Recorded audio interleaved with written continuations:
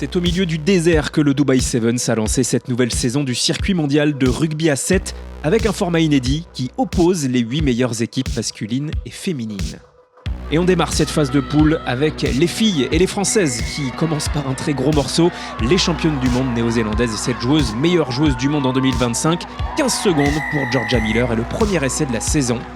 Les Bleus s'inclinent 24-21 face aux Néo-Zélandaises et lors de leur deuxième match de poule, elles tombent sur un nouveau gros morceau fidjien, défaite 28-19, notamment à cause d'un triplé de cette joueuse Reapi Ulunisao. Pas mal de surprises sur le tableau féminin dans ce premier tournoi de la saison. Regardez cette magnifique passe main-main des Américaines pour Erika Coulibaly. C'est une victoire historique des États-Unis face à la Nouvelle-Zélande, victoire 21-17. Cela n'était plus arrivé depuis Glendale en 2019. Les Japonaises aussi veulent marquer un petit bout de leur histoire sur le circuit mondial dans ce premier tournoi à Dubaï. Magnifique croisée pour Mei Otani, un essai décisif et une victoire 21-19 face au Canada. On passe au tableau masculin avec une entame également très solide pour les joueurs de France 7 face aux champions du monde en titre sud-africain.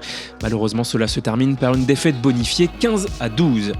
Le deuxième match est beaucoup plus prolifique pour les Bleus avec un record de points marqués et la plus large victoire face aux Argentins 59-7, notamment grâce à un triplé de Jordan Sefo. La dernière rencontre de poule pour les tricolores est également maîtrisée face aux joueurs fidjiens. Une victoire 24-19 grâce notamment à cette belle réalisation du Palois Jocelyn Douillet.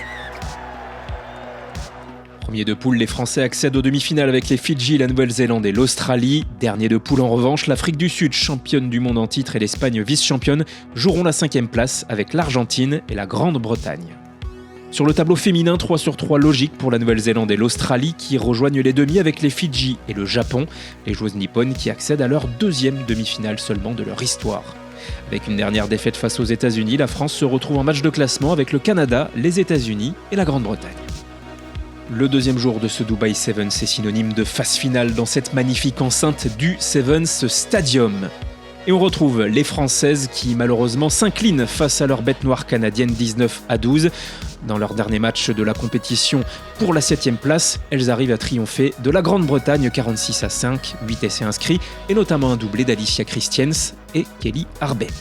Les demi-finales féminines sont un récital de l'Australie avec cet essai en bout de ligne de Madison Levy, la meilleure marqueuse du championnat féminin depuis maintenant 3 saisons.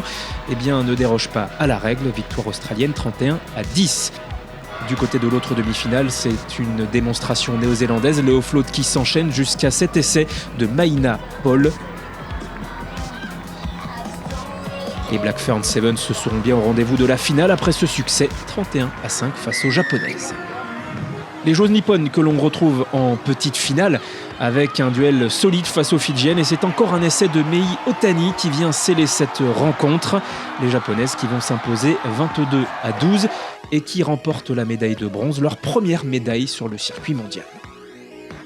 La finale est un classique du tableau féminin de ce HSBC Sevens Series, Nouvelle-Zélande-Australie et cette fois-ci ce sont les Néo-Zélandaises qui s'imposent largement 29-14. Les Black Ferns Sevens remportent donc le tournoi de Dubaï, ce n'était plus arrivé depuis 2019. On passe aux demi-finales masculines avec ce premier duel entre la France et l'Australie, c'est ultra serré, 0-0 jusqu'à la 10e minute de jeu et un doublé du novice William Cartwright, victoire australienne 14-0. La deuxième demi-finale est tout aussi serrée entre les Fidji et la Nouvelle-Zélande et ce dernier essai de Brady Rush scelle la victoire néo-zélandaise, les All Blacks s'imposent 24-21. Opposés de nouveau aux Fidji en finale pour le bronze, les Français n'ont pas réussi à dompter pour la deuxième fois de suite les magiciens fidjiens. Ils s'inclinent 24-7. Et la grande finale de ce premier tournoi de la saison à Dubaï, elle oppose de manière un peu inédite les Néo-Zélandais, 3e de la dernière saison, face aux joueurs australiens. Et ce sont les Néo-Zélandais qui ont le dernier mot avec cet essai de Jaden Killan, victoire des All Blacks 26-22. Comme en 2018 et pour la deuxième fois seulement dans l'histoire du Dubai Sevens, le podium est 100% néo-zélandais. Vous découvrez les premiers classements de la saison avec la Nouvelle-Zélande et l'Australie qui occupent les 2 premières places sur les 2 tableaux. Les Fidjiens complètent le top 3 chez les garçons, les Japonaises chez les filles, et c'est inédit. Les Français sont donc 4e alors que les Françaises se classent à une inhabituelle 7e place. C'est clairement la surprise de cette première étape, avec bien évidemment la dernière place des Argentins. Mais avec ce nouveau format, rien n'est encore joué et tout sera donc possible au prochain tournoi du Sevens Series. Il se jouera au Cap, en Afrique du Sud.